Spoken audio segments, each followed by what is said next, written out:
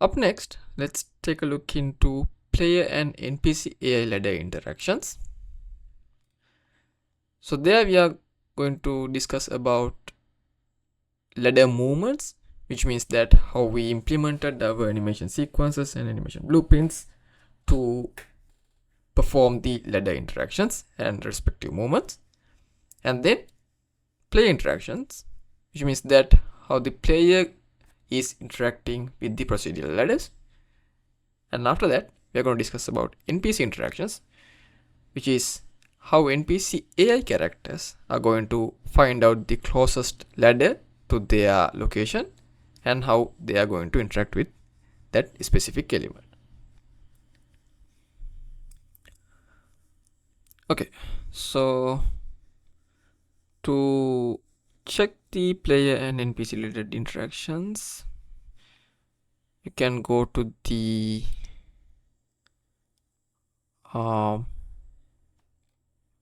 system maps AI ladder interactions map, which implement the respective ladder interactions for the NPC characters.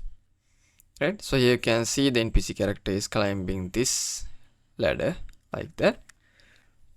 But first I will show you how we implemented all of this stuff. Right, so you can go to the character blueprint, the base actor instance, and there you can see the ladder system component is implemented, which is the main component of our ladder system. And there you can see we have the ladder movement data table. So this data table basically defines the respective ladder movement animation configurations. So you can go and open up that data table, and here you can see all the animation sequences that we have used on the ladder movement animations blueprint are defined over here. Also the animation montages and the respective speed and distance configurations are also specified.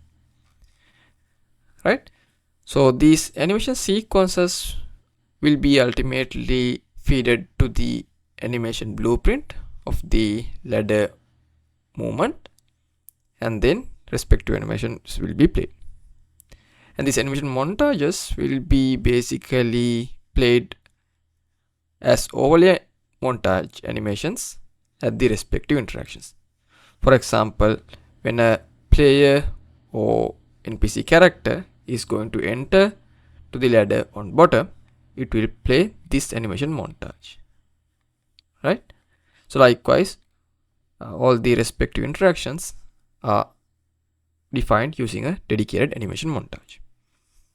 And this speed and distance are basically used for the ladder movement, which means how fast you need to perform these actions. So basically, considering the ladder interactions, we have 4 main movement interactions, which means we can either climb up or climb down, or else you can climb up fast by pressing shift, or else you can climb down fast or slide by pressing shift. So these are the 4 movement types of the ladder. So based on the movement type, its distance and the speed can be configured accordingly. So these are my default values, but of course based on your requirement you can tweak this stuff and see what's best suited for you. Okay, so now this is the data table, and this data table related animation sequences will be used at the anim blueprints. Here at the linked anim graph you can see we have the ABP ladder movement animation blueprint. So there basically we have a initialize function, and it will basically listen for these specific events, and based on these events it will do the configurations. And also at the set animation data is the one that perform the initialization for the overall animations that has been extracted from the ladder system component, which we have defined at this data table. Right, so here you can specify a row name, and based on the row name it will pick up the respective data at here, by using this function, right? And then it will extract those data and plug it to all of these animation sequences one by one. Okay, so it's quite straightforward. Basically, it's a data driven pattern. So the benefit is, if you need to use multiple different animation sequences, multiple different ladder climbing movements, then instead of changing the animation sequence, animation blueprint, you can change the respective animation sequences by defining a new row, right? So you can simply click this add and define a new unique row name and plug the respective animation sequences to over here, and after that select that row at the ladder movement data table row name, and all of those animations will be used at this animation sequence. Okay, so that's the benefit of having this data table, right? Then ultimately these animation sequences will be populated, and after that those animation sequences will be used at this anim graph, which is ladder movement state machine. And here you can see we have multiple different states and many state transitions that ultimately perform the smooth ladder movement, right? So each of these state will basically use the respective animation sequence and play it as a loop, right? Some of them are loops, some of them are not. For example, like this idle is a looped animation, but the animations like climb up fast are not necessarily need to be a looped animation, right? So likewise, we can go and check out all of these implementations one by one, but I think it would be quite straightforward. And also one other thing to mention, that here you can see we have separated the ladder movement and the locomotion, so that if you need to use a different locomotion animation specification, you can easily use that as well, right? So how that happen is, basically we have a one root animation blueprint called ABP character, and there at its anim graph, here we used linked anim graph node to plug the corresponding instance for the animation blueprint. So for example, currently we have two animation blueprints that has been plugged as linked anim graph. So the locomotions will be fed as this instance over here, and the ladder movement fed as this instance over here. So let's just say if you have your own custom implementation for the locomotions, instead of using our implementation, you can simply go and select that animation blueprint over here, and ultimately it will be played, right? So that's the architecture behind the animation ladder movements and the corresponding animations. And then let's see how the player interactions work. Right, so to see the player interactions, maybe I'll take a copy from this ladder and this box.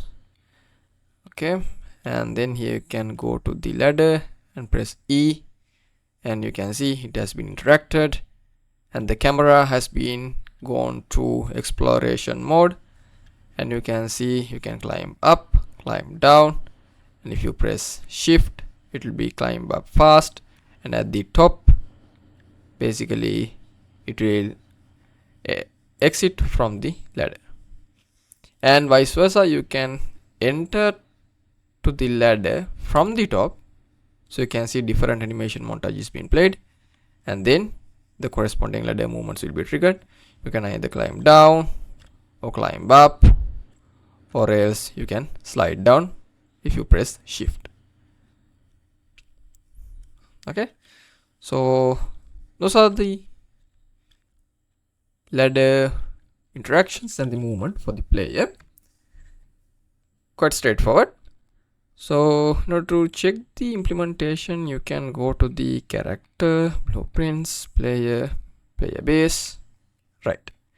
And here at its event graph, you can see the respective events has been implemented.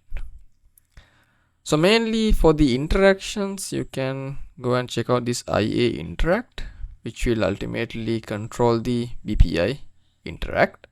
So this will call the parent BPI interact. You can go to the character base class, its interface event graph, and here you can see once BPI interact is called, it will call the interact function at the ladder system. Okay, so this is the interface function call. This is a component function call. Okay, so at this component, basically it will call this function and it will perform the trace to detect the respective ladder on the forward direction, and once it found the ladder, it will call the enter ladder function to perform the entering behavior. Okay, so I have been commented all of this stuff one by one, so you can go and check out those stuff to get a better understanding. Okay, so that's the interaction part, and the movement basically derived from the IA move input action. So IA move input action actually has some distinct meaning. For example, if you are on the landscape, then the move means this movement, right? Either cardinal direction or octal direction movement, right? But on this context, on the ladder, you can't move from left or right. It doesn't work like that. You can either move forward, which means up, or either you can move down. Those are the only two movements that is possible, which means that IA move input action is a polymorphic action, which is based on the given context, its behavior will be changed, right? So how we have implemented this? Basically, again, it calls this BPI jog interface function, which has been implemented at the character base. So you can go to the event graph and check the event BPI jog function, and here it is that two polymorphic behaviors, right? So first it will check whether we are on the ladder or not. So if you are on the ladder, then it will perform the ladder movement. If you are not on the ladder, it will simply perform the generic landscape movement, right? The same thing goes for the other direction as well, right? So the direction will be actually determined by the axis value. So if it is a positive axis value, which means climb up. If it is a negative axis value, it is climb down. If it is 0, that means basically we are on the idle state, right? Okay, so that's how we implemented player interactions for the procedural ladders. Then how about NPC ladder interactions? So for example, if I simply place a NPC character over here, and at its NPC AI system, I'll select its AI behavior as climb ladder. So this guy will now climb the closest ladder that he can find out, like this.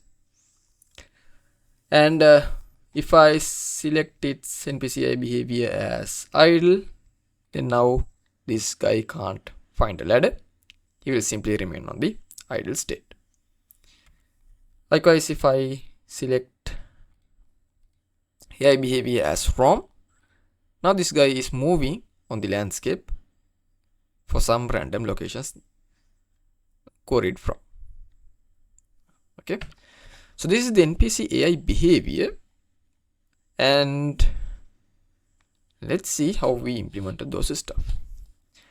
Well, basically, if you go and check out the base AI instance, here we have set of AI controllers, behavior trees,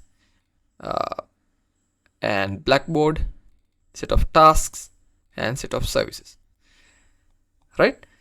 So basically what will happen is that at the NPC base instance, here we configure the corresponding AI controller as NPCI controller, which is this one. And this NPCI controller will invoke this behavior tree. And this behavior tree basically define all of those 3 NPC behaviors I demonstrated earlier. Okay, so currently we have very simple idle state and roaming state and the climb ladder state. So based on your requirements, you can either extend these features or customize those stuff. It's totally up to you. But just for the demonstration purposes, I added these 3 states. Okay, so these idle and roaming are some generic features that you can see on any NPC AI system. But in our scenario, this is the important part, which is the NPC ladder climb. Okay, so how the ladder climb work? Well, basically we chunked into smaller tasks, right? So first, when the NPC AI's state is set as climb ladder, it will first perform this task to detect the closest ladder. So you can go and check out this task as well. So basically it will call this function to find out a ladder nearby to the control point, and once it find out the nearby ladder, it will take its location, and that location will be ultimately used as move to location. Okay, and then we will call this BTT move to target location, which is again a task where it takes the move to location from the blackboard and then simply move the controlled pawn or the owner to that specific location, so that NPC will be moved to that location. And once the NPC is moved to that specific location, it will wait some random time. So currently it's just a 1 second with the 0.5 deviation, and after that it will simply perform the enter ladder task.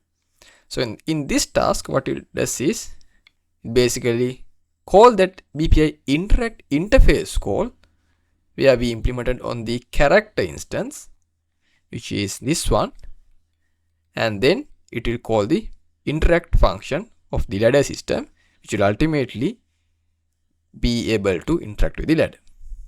Okay, so you can see how this interface function is used in both player and NPCs in 2 different ways, right?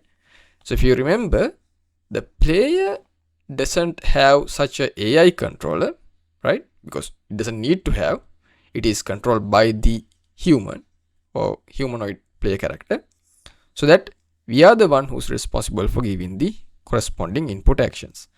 So for the player instance, it will control by the input action interact, call the BPI interact interface call, which will ultimately call this function. But for the NPC, it's the other way around, which means that it should take its own intelligent decisions based on the behavior tree.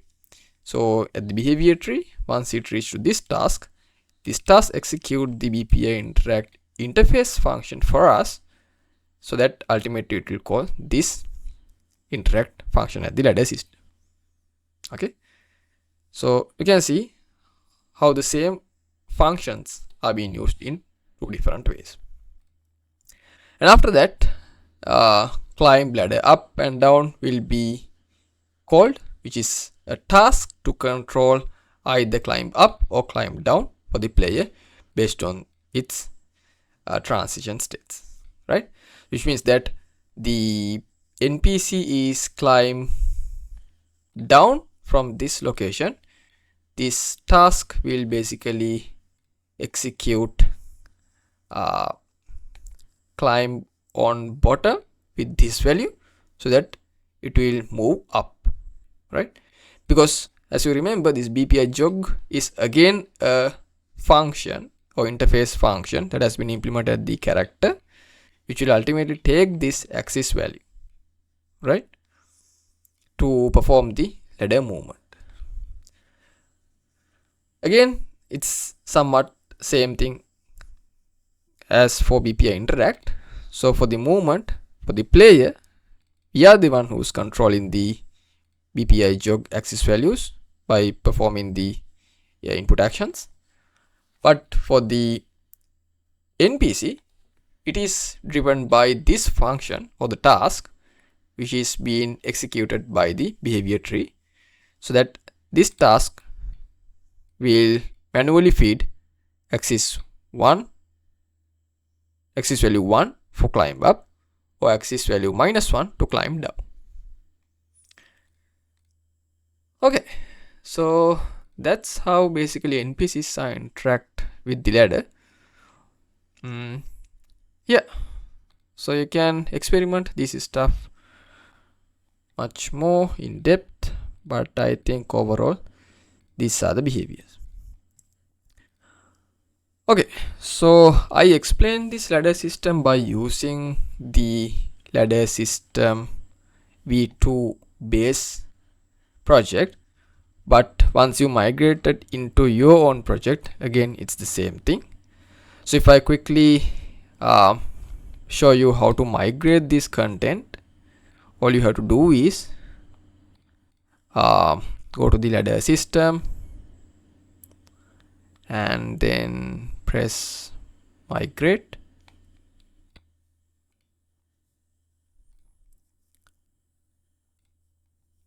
Okay, and make sure actually everything is selected, right? You can, if I show it again, go to migrate, make sure everything is selected under this root content, right? Ladder system, and simply press OK. And I will use this project, my project, as the tutorial project which needs to use the ladder system. So currently nothing is there, so I'm going to simply migrate the content into this directory. So make sure it's your project content directory, okay, not the outside or not any other inside directories. It should be exact content directory, right? So now once you click the OK, it will take some time to migrate the assets,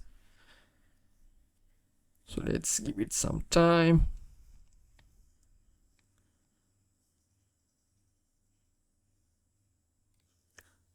Okay, now the assets has been migrated, but it may give some warnings like this, but it's quite all right. It's just some validation error, right?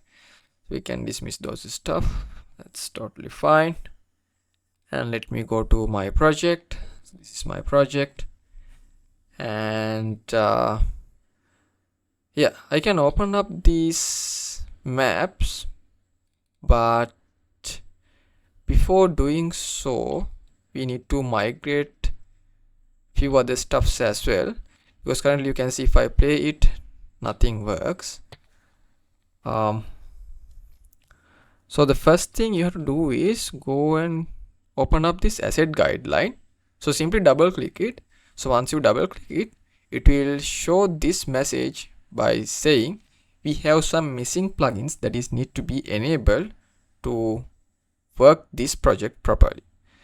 So currently you can see the animation warping plugin is missing, so we need to enable this thing because this plugin will be used at the locomotion system, right? So I'm gonna enable this plugin, right? So it will ask me to restart the project, but I'm not going to restart it right now because we need to do one other change, which is if you go and check out the ladder system v2, go to the edit and project settings and go to the collisions, right? So here you can see under the trace channels we have a collision preset called, actually not a preset, a trace channel called ladder.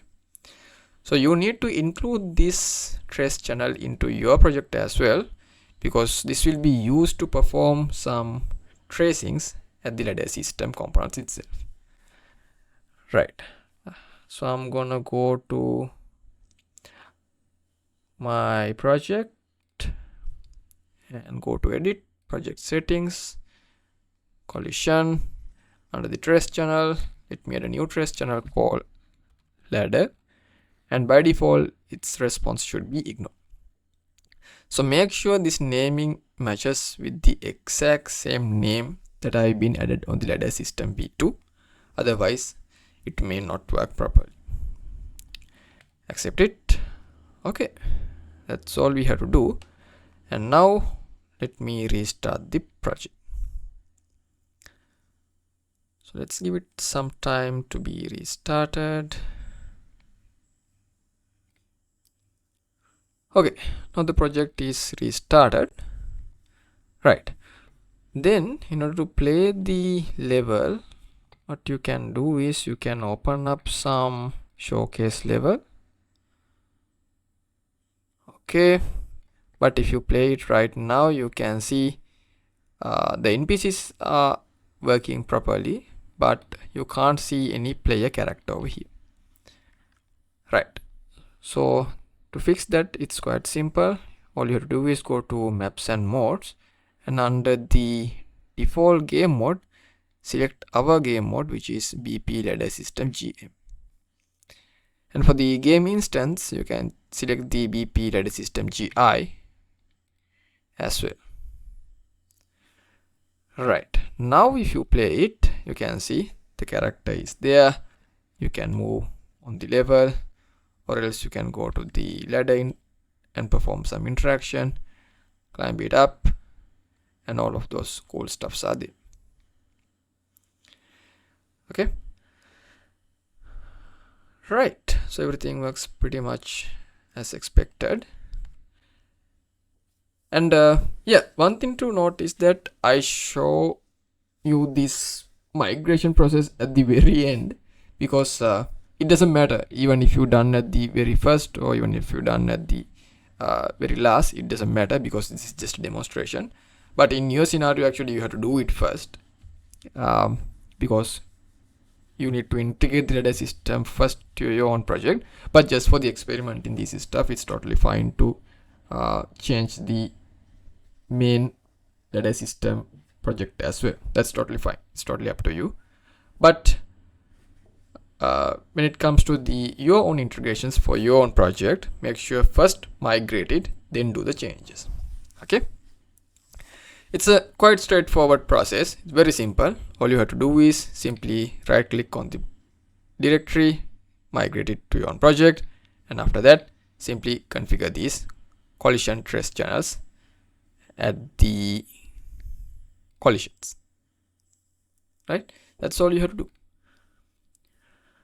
Okay, so that's the ladder system v2, and those are the current features and current implementations. But later on, based on the new requirements, maybe new features will be added, or maybe existing features may be fine-tuned. And yeah, that's all about it for now.